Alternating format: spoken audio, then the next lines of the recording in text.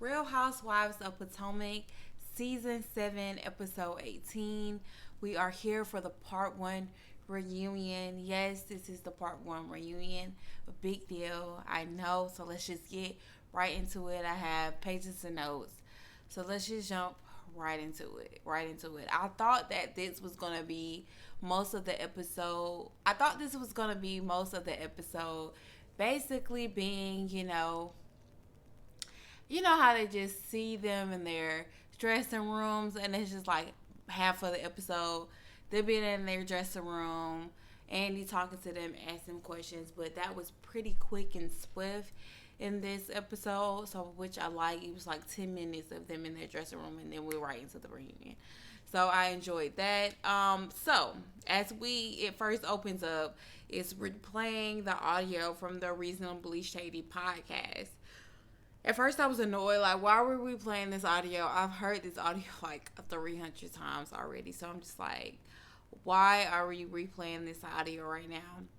But whatever. So we were replaying Reasonably Shady. And I was like, what was the real meaning behind them putting that on the intro to the part one of the reunion?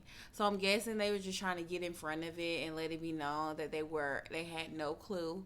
Robin was charging for this, information, and they just tried to put Robin out there as much as they could. So that's what I got from them. I really don't see no other reason of them putting it out there, but they say they have more into depth of the conversation of what Andy has to ask Robin, but I really don't want to hear no more. Is she staying or is she going? That's just how I feel about it right now. Is she staying or is she going? How many talks? We're going to have to talk about it. But I put her in the intro. We got to make this big grand thing. What is next for the lady on Real Housewives of Potomac? We all think it's wrong. We all think it's not fair. So what's next with Robert? We shall see. I like Candace's dress. I like it sitting down more than I liked it standing up. It seemed like it filled up the whole couch. I'm like, Candace's dress is so pretty. But my top three would be Candace, Wendy, and Karen. I'm not gonna put them in order. I'm just gonna say that those are my top three best dressed: Wendy, Candace, and Karen. So Andy asks, "How do you feel about?" Andy asks Karen in her dressing room. He was like, "How do you feel about Sharice being here today?" And Karen was just like, I feel like she should be here. God knows y'all try to put her in everywhere y'all could." Karen knows she is so funny. Karen's my girl. She know she has me dying laughing. Like, I was cracking up because it's so true. They tried to squeeze her in. She tried to squeeze herself in every single time she could. So Andy ended up asking Robin, will we be seeing Juan today? Robin was just like, no, of course we won't. He's working. Of course he is. He said, oh, okay, I thought so. Andy is a kiki. He was just reading the girls left and right. He just got this subtle read that you just, like, you gotta double take when he reads you, like, because it's weird. I did not go up for the Cookie Monster comment that he made about Candace, though. He thought he was reading her with that, and then I was like, okay. Because Deborah do look like Sesame Street, so it's just like, okay, Candace the Cookie Monster, okay. I don't think nobody's going to be comparing her to the Cookie Monster on the reunion, but okay, Andy, go off, go off. I didn't know the seating arrangement was such a big deal to this season of Potomac. Like, even in Atlanta, even in Jersey, even in the other cities that I watch, I definitely did not know. As much as I am a housewife stan, I did not know that the seating arrangement was this big deal. I never knew that. That's why I was just so confused when I heard other YouTubers, as I'm getting into YouTube, say like, oh, the seating arrangement, everybody was in an uproar that Giselle was still on the first seat. And I'm just like, when did this start? This had to be recent. Or it's just because I'm on YouTube now and I see what everybody got to say and I wasn't really caring about it that much. I don't know. But I was just like confused. Like, when did the seating arrangement become a big deal? I pretty much thought they just sit wherever. Like, you sit wherever who first come, you sit down. But obviously, this is a very big deal. So, whatever. Ashley is basically Michael's Muppet, to sum it all up. It's so sad. It's so sad to see, since we've seen Ashley with Michael, since we've been unable to grasp and understand the relationship between them two, and all the stuff that she has dealt with Michael, the embarrassment, the humility, all of that, and you still walk out of this marriage with nothing. Ashley, that is so sad. That is so sad. Like, I expected better for you, Ashley. I expected better from you. Now you got two of Michael's kids. She said that there was some sort of arrangement in place where Michael has a key, but he has to get a hour notice that he's coming or anything by that. He can't just drop by. So actually, this old man that was smarter than you when it comes to this divorce and this prenup knocked you up with two babies and controlled your life, and now since you ain't on what he on no more, y'all have to divorce. You think this man is gonna let you stay in the house that he bought for you, that he's paying the mortgage on the house, and he has a key to? You think he's not controlling that situation? Michael is smart, clearly. He's clearly smart. So why in the hell do you think that he's not controlling that situation with you being in the house? I don't know. But you clearly don't have any other choice, because you clearly didn't walk out this marriage with nothing. So you clearly got to put up with whatever he got coming for you. Clearly. And I'm just like, was it worth it, Ashley? Like, was it genuinely worth it? All the stuff that you had to put up with Michael, that you stuck beside him, looking like a fool all these years, and now this is the result of it. Wow, that's crazy, Ashley. That's deep right there. And she was explaining how not only they have this agreement, but Michael kind of broke the agreement in a way, because he was not supposed to drop the kids off till Monday, I think she said, and he ended up dropping the kids off on a Saturday. So she had to tell the hockey player boyfriend that she was with that he needs to go immediately. So I can only imagine how that played out. Like, y'all jump up and you got to get out because my kids are coming, and Michael is dropping them off. Like, that's gonna be your life for the remainder of your life, since as much as it's involving those kids and Michael, that's how he's gonna operate for the rest of you have to deal with each other. So I just feel like, Ashley, and you're still trying to like hold it down for Michael. You're trying to make it known, everybody, Michael is still a good dad. I don't know what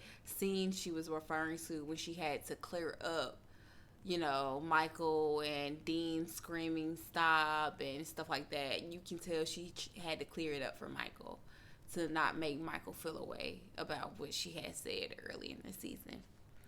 Whatever, Ashley. Ain't nobody putting up with that, basically. Ain't nobody putting up with you and Michael. And Michael won. He got his cake and he eating it too. He's divorcing you while he got put you in his house with his kids and doing whatever he want to do. Until he already old and gray. Till he roll over. So you don't put up with this old white man. Dang, Ashley. Popped out this old white man's kids that came out looking exactly like him. Ashley. That's harsh. That's harsh. But like I said, ain't nobody dealing with that. So I don't blame the hockey player for, not dealing with it. And y'all now, and y'all separation, that's how it's going to be for everybody else that is involved with you, I hope not, but that's what it seems like. It's just so crazy how everyone this entire time, when she announced her of divorce, everyone was on Twitter just like, oh, Ashley, get that bag, get that bread, get that head and leave, like stuff like that. And it's just like, she didn't. She fooled us, or she's full. I really think she's trying to pull a wool over our head now. Honestly, I really think she's lying now and trying to make it seem like, oh, I don't got this money, but when in reality she done got something. Because ain't no way you're this comfortable. Like, it's no way. It's no way that you are so content in what this is right now. It's no way. It's no way. It's just no way.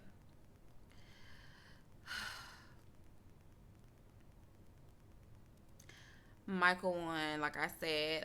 So Candace ended up getting into it with Ashley because Andy brought up a comment where Ashley was just saying how, something of sort of, Candace, is she really well off, or is she really bringing something to the table? Or I forgot the words that was exactly used, but Candace was just saying how it's funny how, people talk about generational wealth with her, but hopefully she set her kids up in this certain way. I can't remember exactly what was said, but I do remember when Candace was like, she was referring to Michael and the prenup, and she was like, the decoration that he put in these papers to distract you.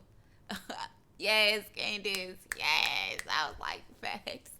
Because the decorations that he put in these papers to distract you, girl, you thought until baby Michael said, well, he knew you was going to stop putting up with that he was bringing to that marriage. He knew you one day you was going to get older and you was going to be like, I can't keep doing this no more. And he knew that this day he was going to have to be prepared. And he was. He was definitely prepared. Michael is smart. Michael is smart. One thing I can respect about Ashley, she not only she does not try to hide from the embarrassment like Robin tries to hide from the embarrassment, because it's there. Ashley gonna be upfront, open about her embarrassment. She ain't gonna hide it. She ain't gonna lie about it. She gonna say, here, this is what it is. So you can't do nothing but respect Ashley when it comes to these type of things, because no matter how harsh it may seem, she gonna let it be known. So it goes to Wendy and Mia, and Mia discussing her health scare and what she thought it was. I was in and out.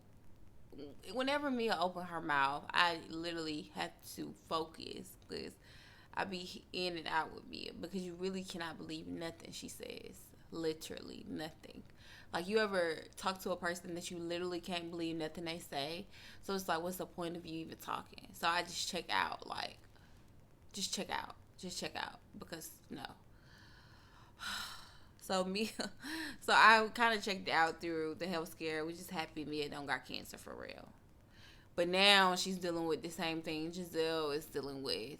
Ironically, whatever, Mia, girl, whatever. So Mia said, I would have loved to, because I when I heard it the first time, I tweeted and I was like, did anybody catch that Mia just said something about her opportunist husband? I thought she was calling her husband like an opportunist. Like, I didn't catch that. I don't know what I was thinking, but when I watched it again, I did catch that she was referring to Wendy's husband being opportunist. She was like, I would have loved for my opportunist husband to, videotape me in the bed to show the world, and then they click it to Wendy. So I was like, oh, that makes sense. She's talking about Wendy, opportunist husband, Eddie. Okay, that makes sense. But yeah, that makes sense. So I got it. So, I was lost into space. Literally, my face is literally like this. The whole entire time that I'm listening to Mia explain her story about, the finances with the business and the board members and the leaders and the percentage. Like, I'm just like, what, Mia? What? Like, I was so confused. I don't think I've been so confused all season, but I was so confused. I was so confused. I was so confused. I was so confused. I was not in my nose, but I was so confused. So yeah, I was just lost. I was just lost the whole thing. So don't try to get to this video for insight on what Mia said about her finances because I don't have this for you. Anything Mia say, I feel I have to take with a grain of salt. I literally do, and I'll be in and out, in and out. So I was just lost when she was talking about the business and how they end up getting to this point of losing everything. I think it's sad that people rent their homes and just build up their homes and put so much money into their homes and they can't afford it and it has to be taken away from them. That has to be so shitty. That has to be so shitty because that's just like a dagger in my heart, knowing that I was renting a home. First of all, I wouldn't hope that I would be renting a home and then putting money into fixing this home up the way I like it, for one. But not only am I doing that and I'm fixing it up, but I lose it, that would be a dagger in my heart. So, heart goes out to Mia for sure. Um, when Giselle put Mia on blast for it looking like embezzlement. Embezzlement? Dang, Giselle don't care. Like, and Mia, you cannot not see that Giselle do not care who she put out there or what it may affect or how people may see you. She gonna put it out there, honey. Whatever she thinking, she gonna say it, baby. Cause embezzle. What Black trying to say? Embezzle. Girl, I gotta put it in. But so instead of discussing why Mia threw this drink on Wendy, we're here discussing Mia's finances. I really hope within this three part, maybe it's three part, maybe it's two, I don't know.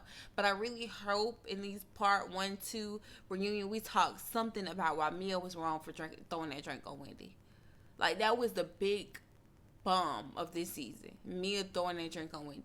And if we do this whole reunion with bypassing Mia throwing that drink on Wendy, I'm gonna have a serious issue because that was very serious to me. Like, why did she feel the need to do something like that? Why? That's crazy.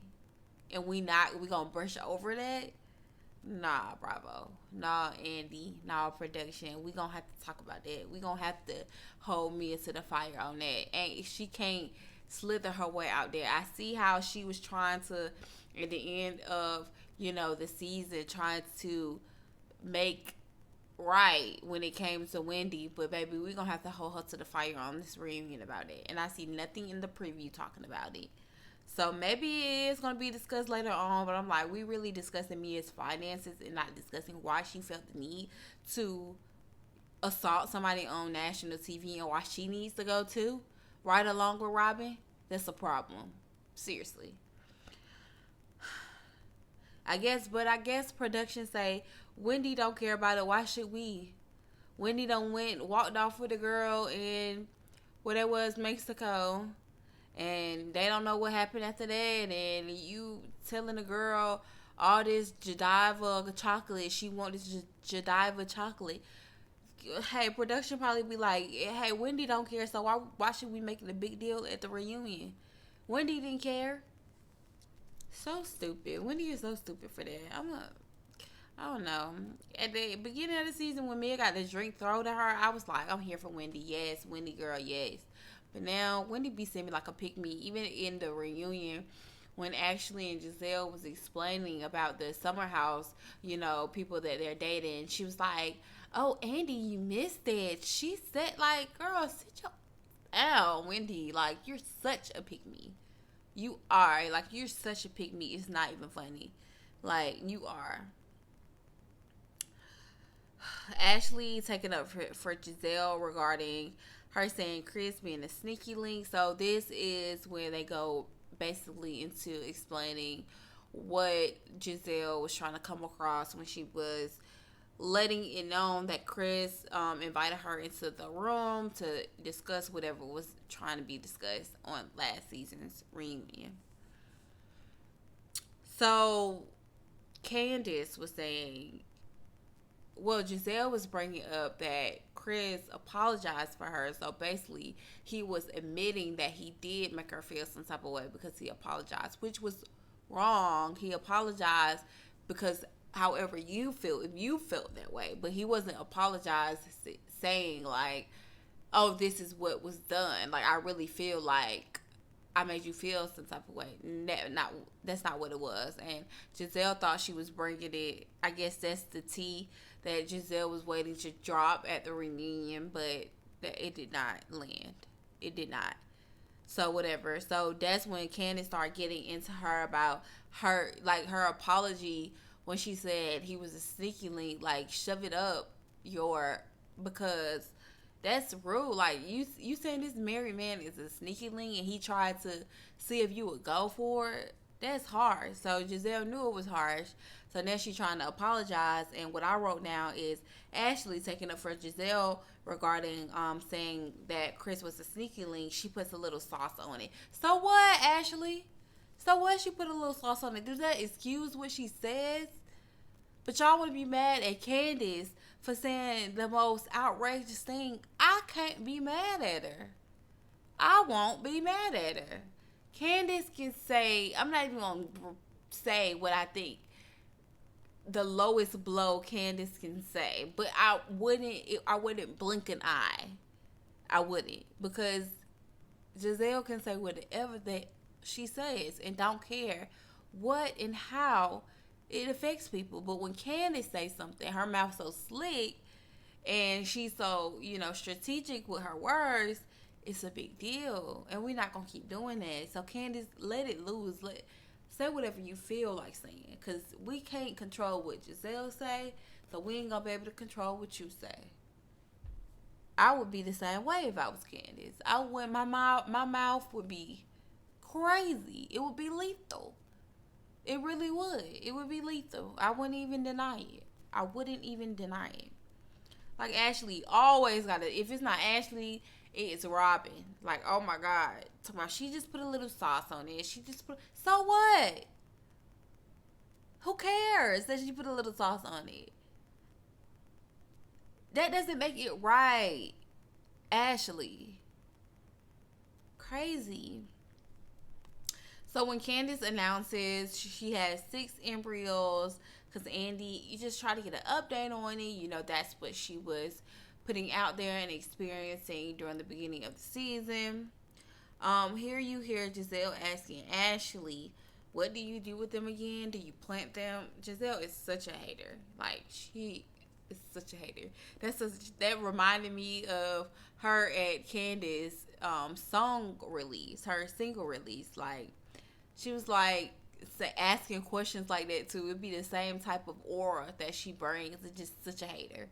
It's just such a hater. Like, Giselle should just have hater written on her forehead every time she do stuff like that. Like, just period. She should just have hater written on her forehead, just in general. Just in general.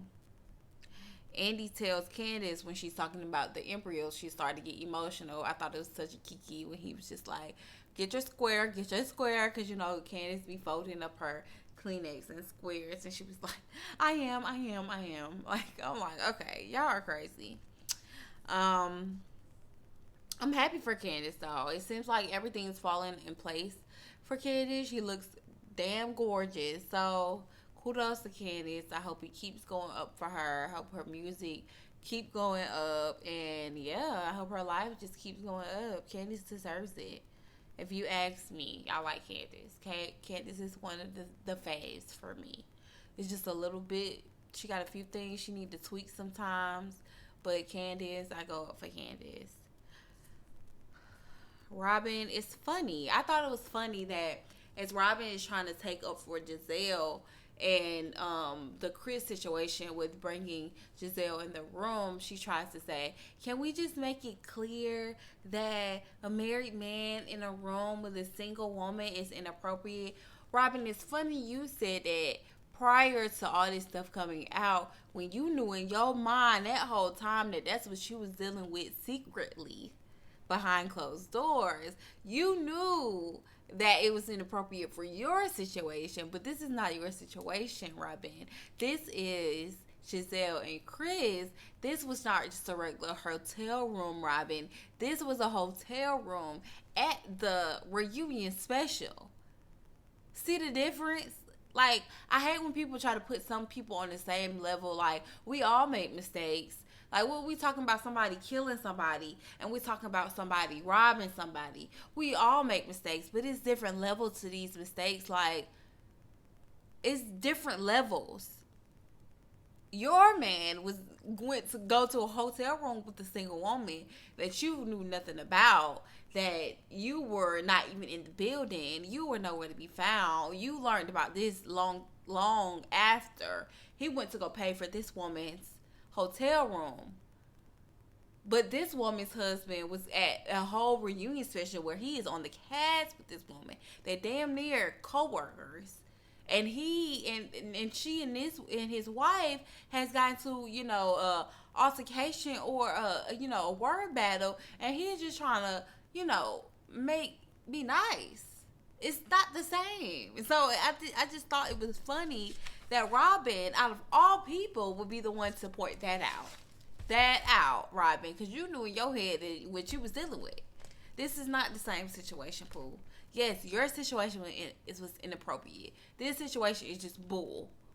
You're pulled out of nowhere. Thin air. That's what this situation is. Bull getting pulled out of thin air. Girl. So, yes, it was harsh. Like I said, I go back from Candace can say whatever she want to say. Yes, to some it may be harsh that Candace told Giselle your dwindling uterus could have been on the show, but no, you want to talk about me and what I got going on to make up lies in my marriage. Yes, it could have been harsh to some people, but no, I don't care if it's harsh to you. Because Giselle, like I said, can say anything she wants to say that probably hurt people more than the words Candace finds strategically to say about people. Now, Giselle words hurt people in real life. So Candace can say whatever she want to say. If she want to say dwindling uterus, let her say dwindling uterus. Because Giselle going to stop talking to people like she crazy and going to stop making up things about these people. And just stop trying to make a mess when it regarding to these women. She's going to stop. But that's all I have for y'all today. Be sure to like, subscribe, and comment on this video. We'll see what the part 2 and 3 is like. If I had to rate this part 1 reunion, probably a 7 out of 10. So I hope it goes up these next two parts, but the preview don't really look like too much of nothing to me either. So we'll see. Maybe when Chris and the guys and the men come out, maybe it'll bring some excitement to it, but we'll see. So get in the comments, let's have a conversation about how you feel, how I feel about the reunion, how the ladies' looks were. Let's just talk about it. But until then, I will see you guys on the next video. Peace.